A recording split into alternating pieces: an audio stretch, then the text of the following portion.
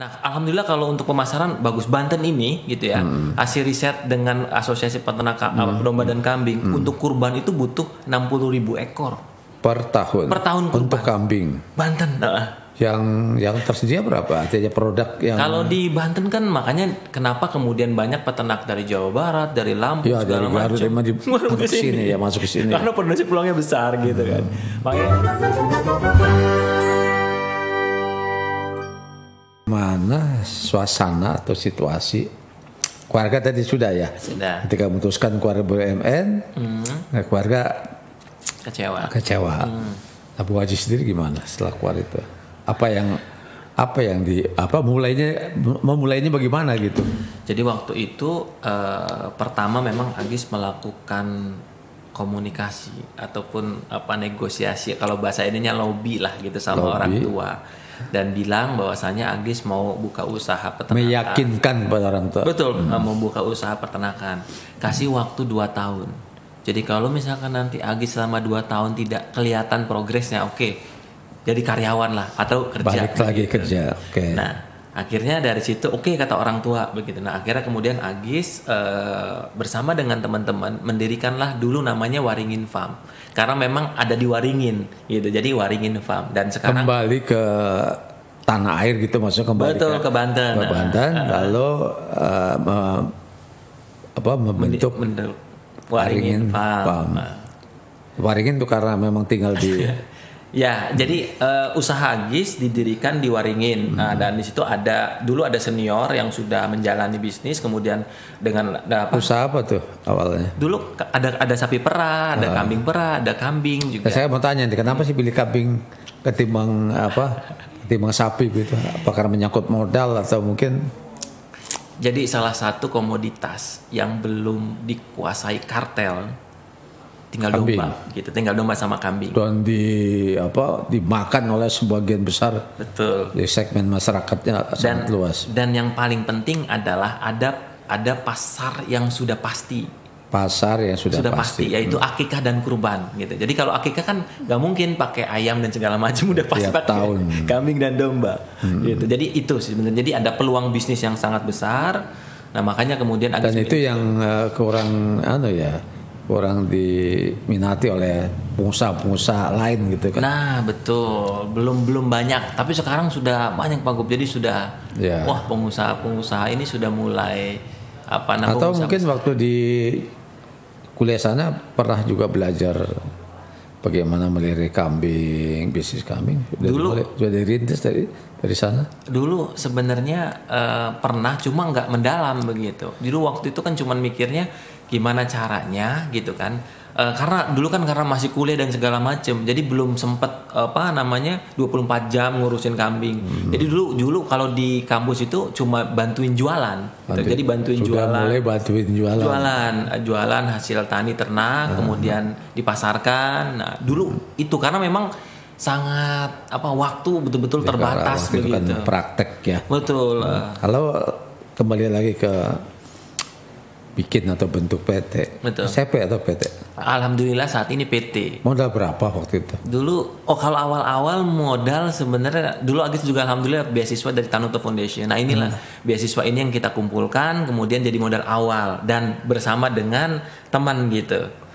Bersama teman. Dengan teman.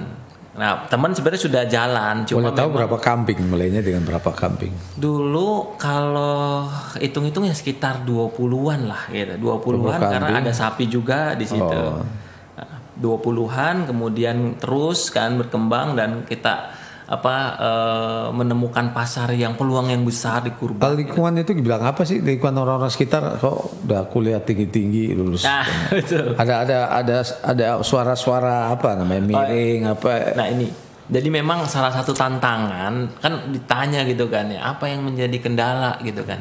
Sebenarnya bukan modal waktu Agis mulai awal, tapi tadi tantangan dari suara-suara yang menyepelekan dan segala macam. Masyarakat ya. Betul gitu kan. Jadi masyarakat itu ngiranya kalau lulus sarjana tuh nggak boleh jadi petani peternak katanya. Kerja sekolah tinggi-tinggi jadi betul. Nah, ini tantangan bukan hanya masyarakat sih.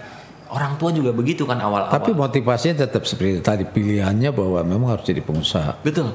Karena itu semangat itu udah nggak bisa betul. Karena memang tadi dulu kan karena betul-betul dipesankan sama Pak Kiai gitu kan, bahwasanya kalau ingin menjadi bermanfaat ya harus menjadi orang yang kaya gitu, sehingga kemudian bisa banyak bantu orang dan segala macam. Dan salah satunya adalah dengan menjadi pengusaha gitu. Mulai tahun berapa itu? Mulai di start di Serang. Iya. Di Serang kalau Agis 2013. 2013 startnya. Dengan modal 20 ekor kambing. 20 ekor kambing lah. Dengan satu sapi.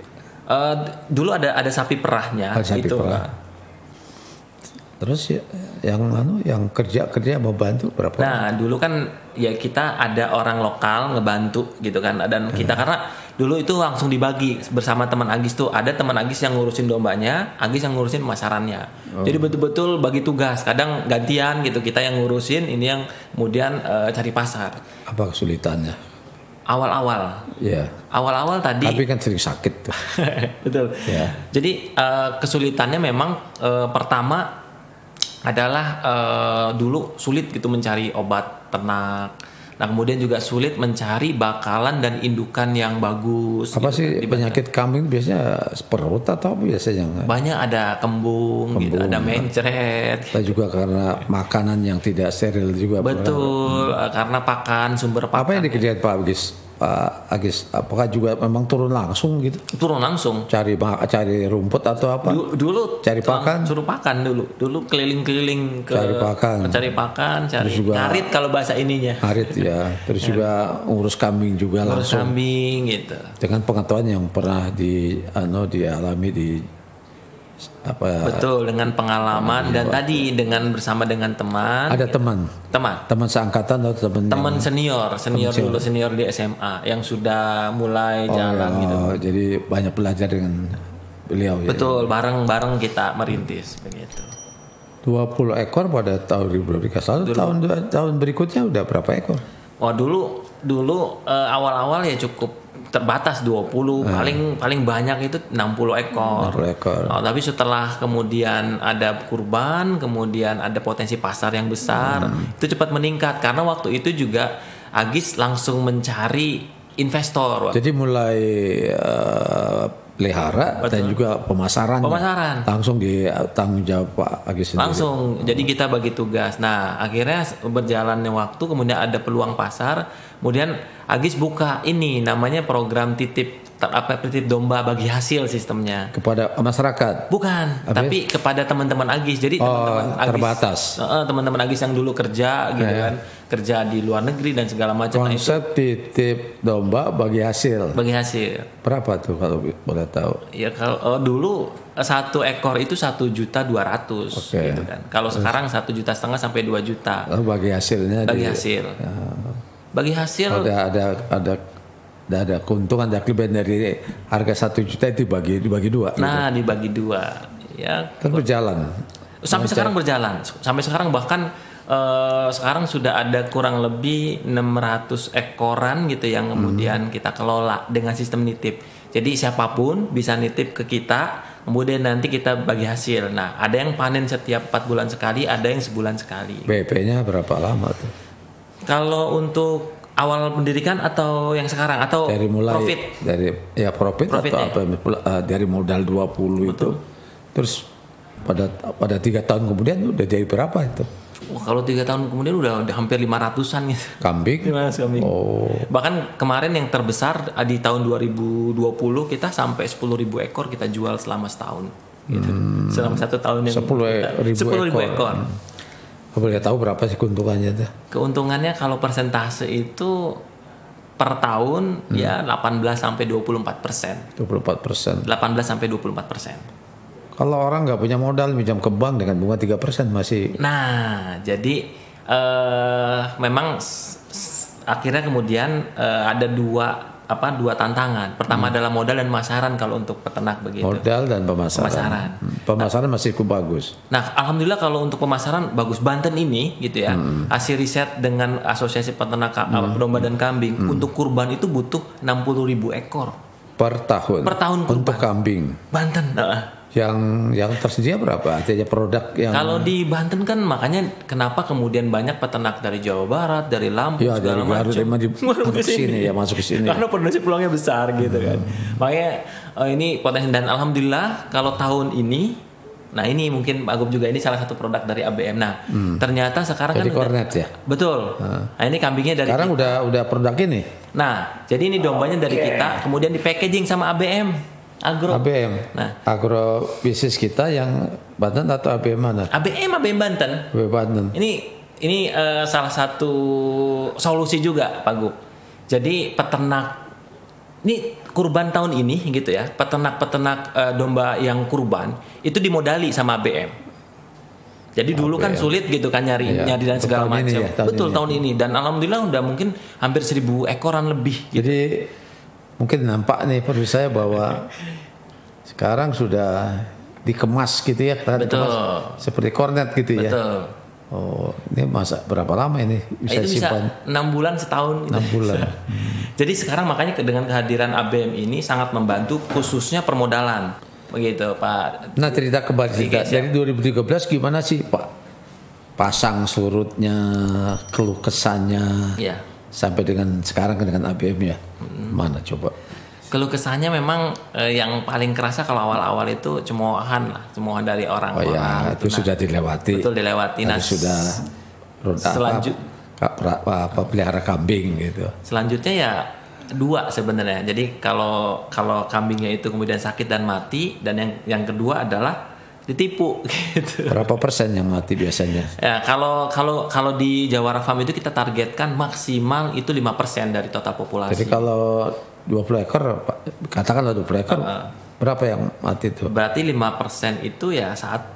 Tapi kan kita udah apal betul, udah kenali betul. Kalau sekarang indikasi dari kambing. Makanya sekarang manajemen resikonya sebelum mati kita sembelih sehingga masih ada harganya. Masih ada harga. Salah satu manajemen ininya. Dan memang standar kita tingkat kematian itu harus di bawah 5%, karena kalau di atas 5% itu untungnya tipis. Makanya misalkan dari 100 berarti maksimal itu yang mati 5 gitu. Itu pun nggak boleh mati tapi disembelih. Karena kalau disembelih bisa dijual. Nah itu. Boleh tahu berapa investasi gimana sekarang? Kalau investasi ya modalnya yang udah dimiliki sendiri gitu, iya. Tidak putaran ya. Kalau putaran sih sekarang dari akikah, kurban sama potongan hotel, resto, cafe di atas 5 miliar setahun. Luar biasa. Alhamdulillah. Terus masih tetap semangat. Sangat semangat karena gak pindah ke misalnya di sapi atau apa gitu. Tetap ini menjadi tetap semangat karena tadi peluangnya masih besar. Kalau di di Aspakin, Asosiasi Pedagang Akikah itu 1 tahun itu 1 juta ekor. Itu untuk akikah. 1 juta ekor untuk akikah. Senasional. Kalau kurban 1,5 juta ekor. 1,5 juta ekor. Jadi kambing gitu ya. Domba kambing. Jadi makanya potensi sangat besar. Apalagi kemarin potong dam haji mau dipotong di sini nggak di Mekah. Jadi hampir 200 ribuan ekor itu nanti itu kan. Jadi peluangnya memang sangat besar, dan domba kambing ini sebenarnya kan usaha kerakyatan. Kita tahu jenis kambing yang menguntungkan, yang sangat menarik untuk dipelihara dan diproduksi. Kalau sekarang itu dorper. Kalau untuk domba dorper Australia. Dari Australia. Alhamdulillah di Banten sudah ada. Bakalannya beli dari sana. Bakalannya diimpor. Sudah ada di sini. Kalau di Banten sudah ada. Alhamdulillah ini F1-nya. Jadi ada yang impor, kemudian disilangkan, kemudian anaknya untuk dikawinkan dengan yang lokal. Siapa tuh yang pemainnya orang mana? Orang Jawa Barat. Orang Jawa Barat. Tapi bukan pengusaha-pengusaha yang selama ini monopoli, nggak ada. Ada pengusaha besar. Cuma memang beliau sekarang ketua himpunan peternak domba kambing Indonesia, dan alhamdulillah mungkin nanti Pak Gub juga akan hadir di Silatnas sama Musda. 1.000 peternak domba dan kambing kumpul di Banten gitu. Kalau populasi kambing yang dihasilkan itu memenuhi nggak kebutuhan katakanlah Banten sementara ini? Kalau untuk populasi memenuhi untuk Banten saja, kebutuhan Banten tidak dimenuhi. Tidak memenuhi. Makanya kan berapa persen baru kira-kira? Kalau hitungan kita dari Aspakin Banten dan HPDKI Banten, Himpunan Peternak Domba Kambing, itu paling mungkin 30%. 30%. Jadi masih ada 70% yang belum terpenuhi. Yang ini dipenuhinya dari dari Jawa Barat gitu, dari Lampung, dari Jawa Tengah. Jadi masih besar.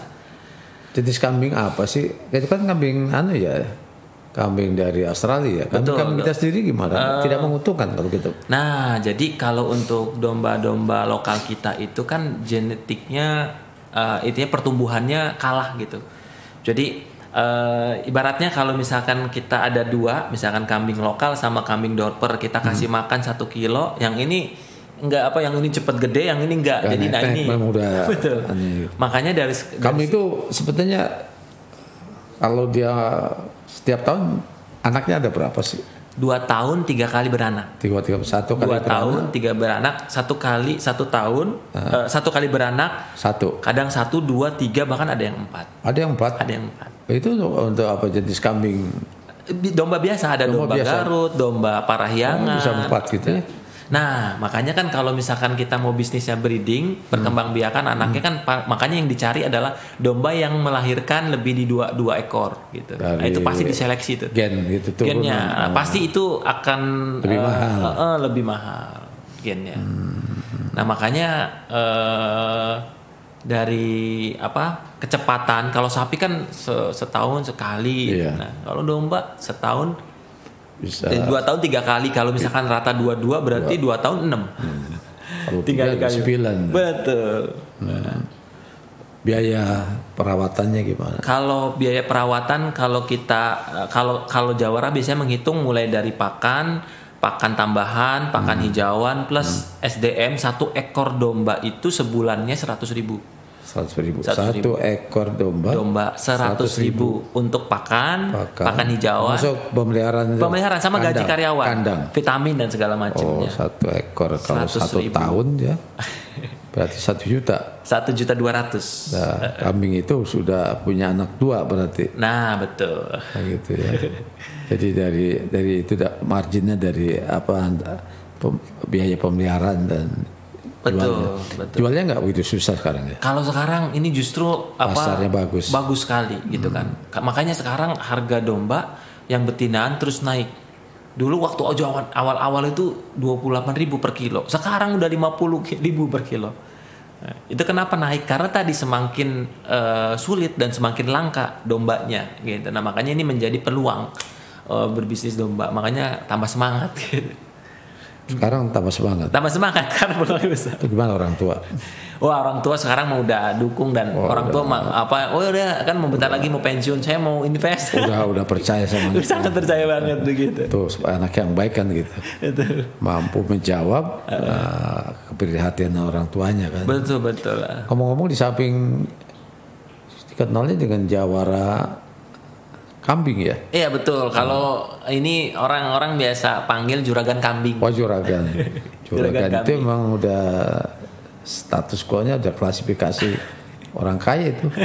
Juragan tanah kambing. Kabarnya juga terhitung politik. Betul, alhamdulillah di 2019. Apa sih menarik buat seorang Agis yang memang selama ini bergelut di dunia kambing gitu? Masuk politik. Karena Agis yakin dengan politik Agis bisa memperbesar kemanfaatan gitu. Ada ladang untuk bisa memberikan manfaat kepada para peternak. Jadi melalui keputusan dan kebijakan. Budgeting, melalui peraturan dan segala macam. Makanya kemudian kan kalau dulu sebagai peternak biasa tuh kalau ngasih aspirasi gitu kan ya paling masuk dengan kanan nggak diindikan gitu kan ya. Tapi kalau sekarang jadi anggota DPRD itu luar biasa. Makanya ikut menentukan, ikut menganggarkan gitu. Gak mengganggu kegiatan. Alhamdulillah enggak, justru usahanya masih tetap berjalan.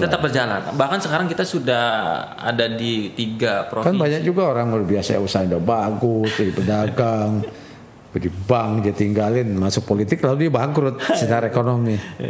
Tapi oleh Agis nggak begitu. Alhamdulillah Agis juga istilahnya membangun sistem. Jadi membangun sistem usaha ini. Jadi walaupun kita tinggal kita mencari orang yang mau untuk istilahnya mengontrol gitu, melakukan monitoring dan itu udah mapan ya. Alhamdulillah sudah mapan. Sampai kapan kira-kira usaha ini? Artinya ada target bahwa suatu saat saya tinggalkan bisnis ternak kambing ini katakanlah saya akan bergeser ke ada. Kalau untuk bisnis kambing kayaknya sampai akhir hayat nggak akan ditinggalkan begitu. Cuma mungkin nanti pengembangannya, impian besar pengembangannya adalah tadi industrialisasi. Contohnya seperti ini. Nah ini sebenarnya mimpi kita begitu kan. Cuma kan kalau lihat modal kan untuk bangun pabrik segini nggak ini, makanya nggak gampang. Makanya ya. ABM ini sebenarnya bisa membantu. Kalau misalnya bikin rumah makan sate kambing itu. Sementara ini belum. Tapi ada pikiran. Udah ada pikiran. Udah ada pikiran karena sekarang ini mungkin teman-teman masih kalau di Jawa masih sibuk untuk tadi memenuhi kebutuhan. Masih ada keinginan tambah modal lagi gitu. Sementara ini mau kita tambahkan untuk skalanya. Skalanya. Karena sekarang banyak lahan misalnya cari lahan baru. Alhamdulillah banyak yang melakukan kerjasama gitu dengan pengelolaan lahan. Gitu. Jadi sekarang kita mengelola lahan di Bogor misalkan hampir 16 hektar. Ngomong kambing keamanannya gimana sih? Bisa ada pencurian kambing atau begitu? Yang pertama sih sebenarnya asal kita dekat sama masyarakat begitu ya. Di masyarakat juga menjaga. Gitu. Makanya tempat kita di Waringin Kurung tuh dari awal sampai sekarang ini jarang kehilangan kambing. Karena kita sama masyarakat dekat, kemudian jadi tidak perlu mengeluarkan tenaga keamanan kalau betul begitu betul. Jadi ya salah satunya kita buat pagar sosial kalau bahasa ininya. Jadi masyarakat juga membantu, makanya kita kalau setiap kurban itu minimal 50 ekor kita sembelih bagi-bagikan ke masyarakat gitu. Dari hasil katakanlah ternak kambing dan jual kambing cukup buat kebutuhan sehari-hari. Lebih dari cukup, alhamdulillah. Lebih dari cukup ya. Tanpa anggota dewan juga udah bisa. Sudah jauh sebenarnya kalau dari dibandingkan bisa juga untuk membiayai anak-anak kita yang sekolah gitu ya. Betul. Nah makanya alhamdulillah Agis juga sama teman-teman tuh punya gerakan, punya wirausaha sosial, misalkan akses pangan. Jadi bantu ODGJ, disabilitas gitu kan, kemudian anak yatim, janda gitu. Dari mana? Dari usaha itu. Setiap ini kemudian kita belikan beras, kita bagikan gitu. Orang sekitar udah bilang bahwa Agis udah kaya gitu. Sampai juragan ya. Ya alhamdulillah sih ya gitu. Apa kira-kira pesan buat adik-adik kita yang sekarang memang sedang bukan galau sih, betul. Tapi mungkin mereka masih belum bisa menentukan pilihan. Kalau saran Agis yang pertama adalah harus open mind begitu. Open mind. Jadi harus melihat ke depan potensi apa yang kemudian bisa diambil. Nah, dan tentunya ketika kita tahu potensi apa yang kemudian akan dimasuki atau diambil, harus mempersiapkan diri. Itu jadi memang sudah dihitung faktor resikonya. Betul. Nah, faktor resiko dan segala macamnya. Di situ butuh keberanian. Betul. Nah, itu makanya sebenarnya modal menjadi wirausaha memang keberanian gitu salah satunya gitu. Nah, kalau teorinya kan wirausaha itu biasanya selalu dengan inovasi. Betul. Apa yang dilakukan oleh Agis untuk membuktikan bahwa punya kreativitas, punya inovasi? Tidak sekedar ngurus kambing, tapi pengembangan dilakukan seperti ini ya. Betul. Apalagi luar ini apalagi kira? Kalau model yang kalengan gitu mungkin ada lain? Fresh. Jadi fresh meat. Nah fresh meat yang nanti mungkin kita akan buat kayak semacam daging beku tapi fresh begitu. Nah ini terus pabrik pakan ternak juga sudah. Udah mulai sekarang. Sudah. Luar biasa. Sudah mulai, alhamdulillah begitu. Mau bikin ya. Dan memang setelah saya 4 tahun di sini saya melihat kelemahan kita pakan. Kayak ayam juga dikuasai oleh Pokpan itu. Dia bisa menentukan tuh. Betul. Pakan dan bibit. Betul. Jadi peternak ayam kita sangat tergantung. Sangat. Dan saya hitung juga mereka nggak dapat apa-apa. Betul. Makanya sebenarnya kan kalau mau swasembada pangan harus dimulai dari swasembada pakan gitu kan. Gitu ya. Jadi kalau mau swasembada pangan tapi pakannya nggak disiapkan, itu pakannya beli dan spekulasi ya.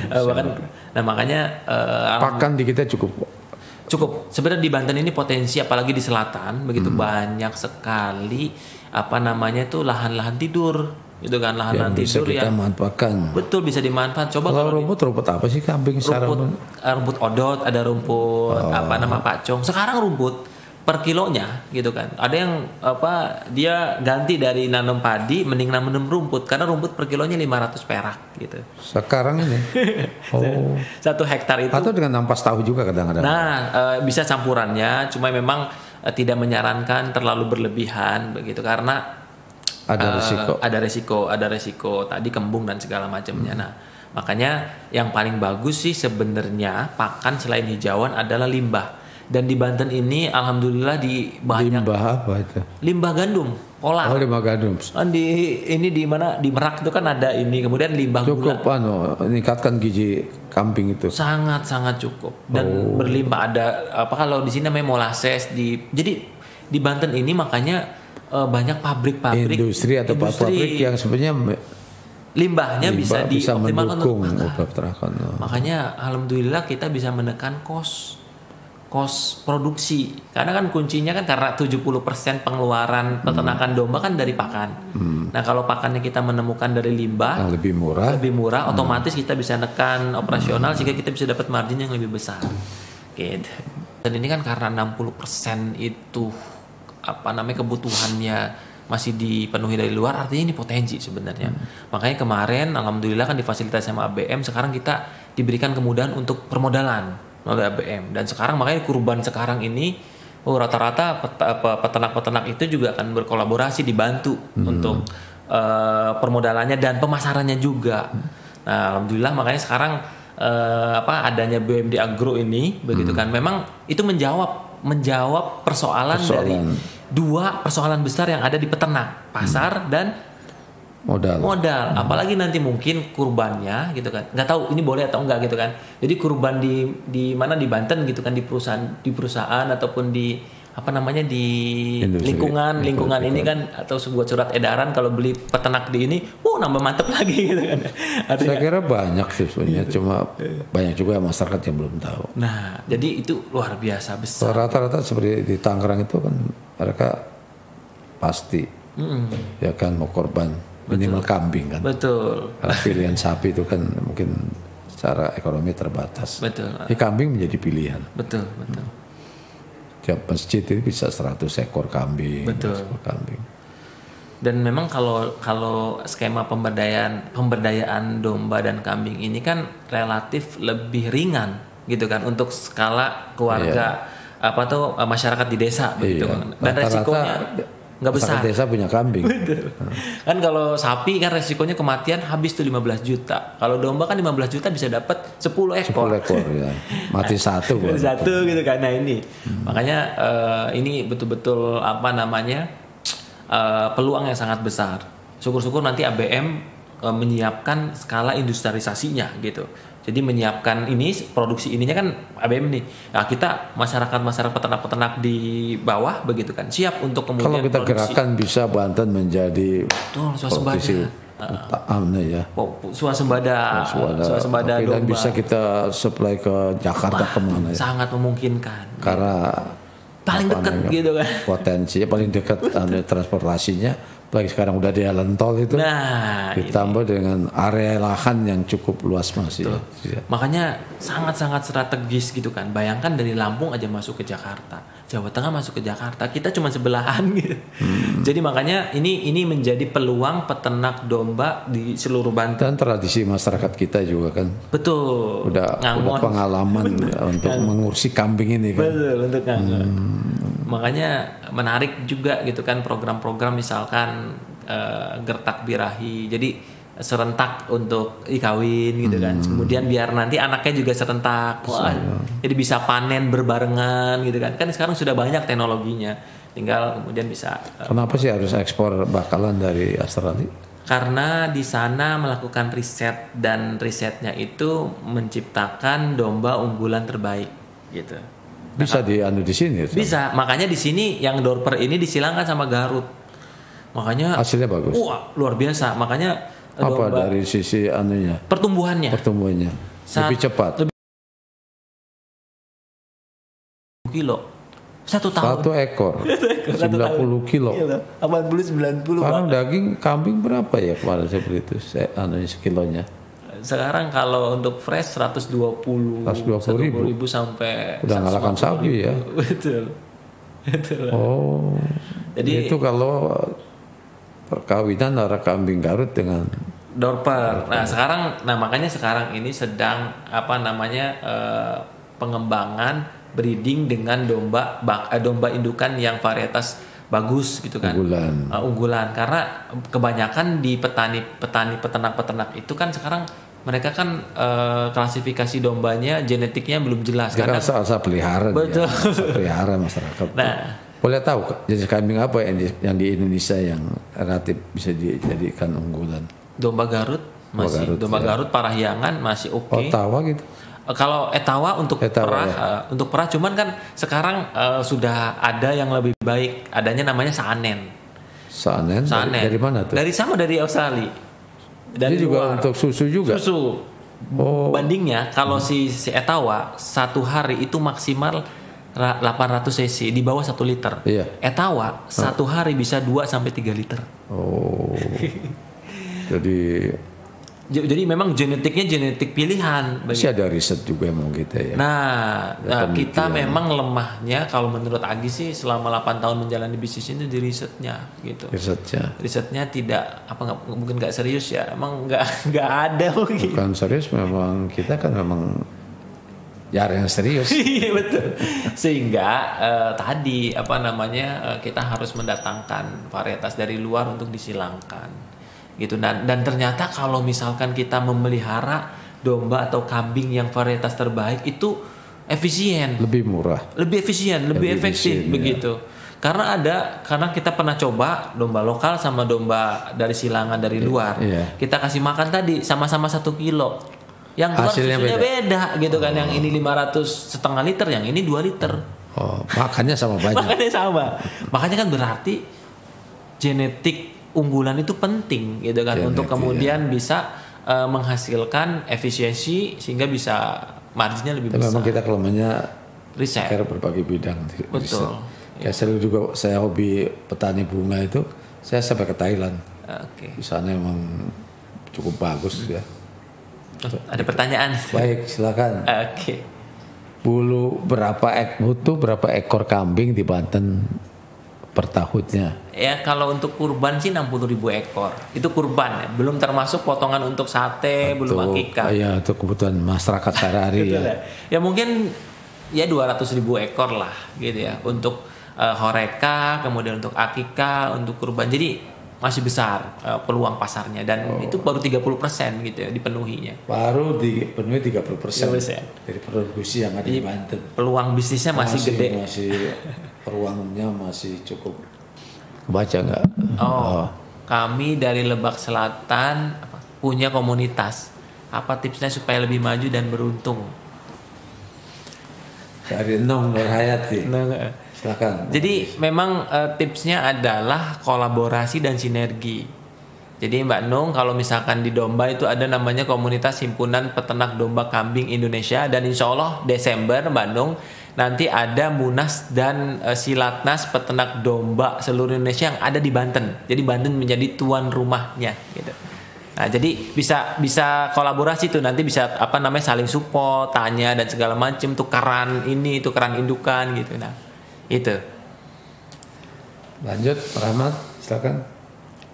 Mohon izin mau nanya nih, kalau untuk menjalankan usaha kambing ini butuh berapa karyawan? Tergantung. Idealnya kalau untuk satu karyawan itu bisa memelihara 60 ekor. Ideal. Satu orang itu 60 ekor, bahkan bisa sampai 100 begitu kalau cukup memang cukup waktunya. Asalkan dengan memang tadi ada pakannya itu buat sendiri gitu. Nah, itu 60 ekor cukup satu orang ditanya. Satu orang. Kelas Ilyas. Kenapa milih jadi peternak kambing? Ya, tadi sudah dibahas juga karena potensi bisnis peternakan domba dan kambing itu juga besar dan akan ada sampai akhir kelak gitu. Nah selain dari itu salah satu profesi yang menjanjikan kesuksesan dunia dan akhirat ya menjadi peternak kambing. Gitu. Nah itu alasan Agis memilih menjadi peternak kambing Mukhlas Ilyas. Cukup, oke. Ini Pak Agus ini cukup menarik ya. Saya kira nanti bisa kita lanjutkan. Tapi sementara ini mudah-mudahan memberikan inspirasi buat teman-teman dan anak itu, teman anak muda. Yang penting harus tetap semangat begitu ya. Betul. Ternyata pilihan Bung Agis ini sangat tepat. Betul. Jadi yakin bahwa dengan memilih menjadi pengusaha kambing, kita juga tidak kalah dengan. Alhamdulillah. Ini sekarang sudah menjadi profesi ya. Alhamdulillah. Mudah-mudahan Bung Agus selalu diberikan keberkahan oleh Allah SWT. Amin, amin, amin. Sekarang demikian pemirsa di mana saja ya, tadi cukup antusias juga maksudnya dengan ada pertanyaan-pertanyaan. Mudah-mudahan lain kesempatan bisa kita diskusi lagi. Terima kasih. Atau nanti hubungi Bung Haji sendiri. Hanya langsung ke rumahnya, boleh. Lihat kandangnya dan kita belajar di situ. Boleh mampir nanti untuk teman-teman muda, peternak, domba kambing yang ada di Banten. Kalau mau belajar, mau magang, kita sangat terbuka. Silakan. Kalau mau nitip kambing juga boleh dengan skema bagi hasil. Kita juga terbuka. Luar biasa itu. Insya Allah tinggal ini saja nanti follow. Boleh bawa kambing banyak-banyak juga ke bagus ya. Bagus ya. Itu. Yang butuh kambing untuk akikah kurban juga ada, kita insya Allah juga siap. Tinggal pasang itu aja nanti. Makasih Bung Agus. Sama Pak. Ya. Saya juga makasih Agis juga. Sama-sama. Assalamualaikum warahmatullahi wabarakatuh. Waalaikumsalam warahmatullahi wabarakatuh.